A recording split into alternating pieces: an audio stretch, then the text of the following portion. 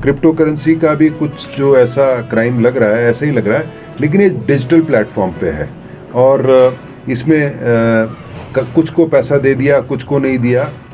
तो मैंने आज रिव्यू लिया। आपको कुछ साल पहले याद होगा, एक गोल्डन फॉरेस्ट करके एक स्कीम चलती थी, एक पर्ल ग्रीन करके चलती थी, और ऐसे ही कुछ और स्कीमें चलती थी जो फॉरेस्ट रिलेटेड थी।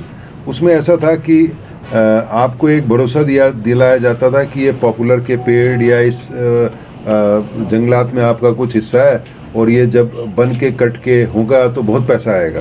तो आपको याद है कि बहुत लोगों ने उसमें इन्वेस्ट किया, लेकिन बाद में सबका पैसा डूब गया। तो हमने भी रिव्यू किया।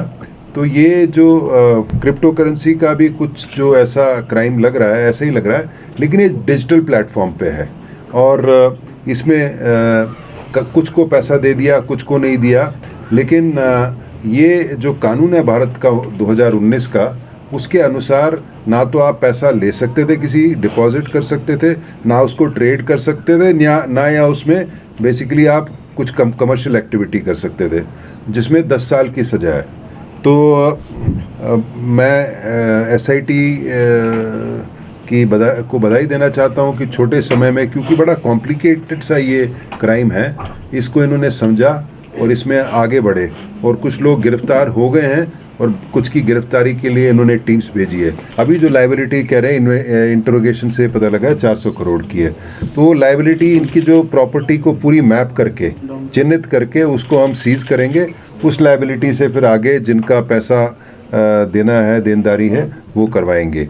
देखिए ऐसा है, ये जैसे अभिषेक ने बताया कि एक ये स्पेशल एक्ट है, तो स्पेशल एक्ट के स्पेशल जज हैं और इसके स्पेशल जज सेशन जज शिमला है। तो सारी अब आगे की कार्रवाई वहीं होगी। एक तो 420 है और एक जो डिपॉजिटर्स वाला एक्ट है, उसकी कार्रवाई सारी शिमला में होगी। तो अब जितने भी हम एक्यूज पकड़ेंगे, जितने भी मुलजिम पकड़ेंगे, हमको उधर ही पेश करने पड़ेंगे। अभी जो रिमांड में भी भेजे हैं, तो जो सेशन जज शिमला के ऑर्डर से ही भेजे हैं। देखिए ऐसा है, जैसे जब ये केस हुआ था, SIT बनी थी, तो हमको लगा था कि प्रॉब्ली एक नॉर्मल केस होगा, लेकिन जैसे जैसे इसकी तह तक पहुंच रहे हैं, ये बड़ा केस है।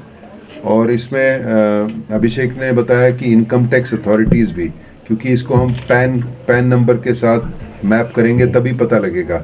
दूसरा है कि ये हम एक वित्त मंत्रालय में होता है फाइनेंशियल इंटेलिजेंस यूनिट, क्योंकि बैंकिंग का सिस्टम का, प्रॉपर्टी का सिस्टम का सब नॉलेज उन्हीं को होता है। तो हमको उनको भी रेफ़र करेंगे ताकि ये पूरी जो फाइनेंशियल मैपिंग है वो कर सकें। उसके बाद ही इसमें पता लगेगा। थोड़ा सा हमको अनुभव भी है इसका, जैसे मानव भारती का जब केस हुआ था, तो हमने भी ये फाइनेंशियल इन्वेस्टिगेशन यूनिट या FIU जो मिनिस्ट्री ऑफ फाइनेंस, उसको भेजा था। तो उसने करीब 200 से ज़्यादा अकाउंट उनके बताए थे, तो तभी पता लगा किस अकाउंट में कितना पैसा है। वो कार्रवाई जारी है। अंग्रेजी में बोलते हैं वर्क इज़ इन प्रोग्रेस, कार्य प्रगति पे है, और काफ़ी लंबी इन्वेस्टिगेशन है। मॉडस ऑपरेंडी जैसे मेरे अधिकारियों ने बताया, जो वारदात करने का तरीका है बड़ा इनोवेटिव है, बड़ा अनोखा है। इसलिए शुरू में हमको भी थोड़ा सा समझ आने में समय लगा, लेकिन अब हमने एक केस पकड़ लिया है और इसमें गति पकड़ ली है इसने, और धीरे धीरे करके हम सब जितने हैं इसमें मुलजिम, उन तक पहुंचेंगे और उनको सलाखों के पीछे बंद कराएंगे, उनकी प्रॉपर्टी भी सीज कराएंगे, और जिसकी जो बाकी देनदारी है उनके थ्रू करवाएंगे।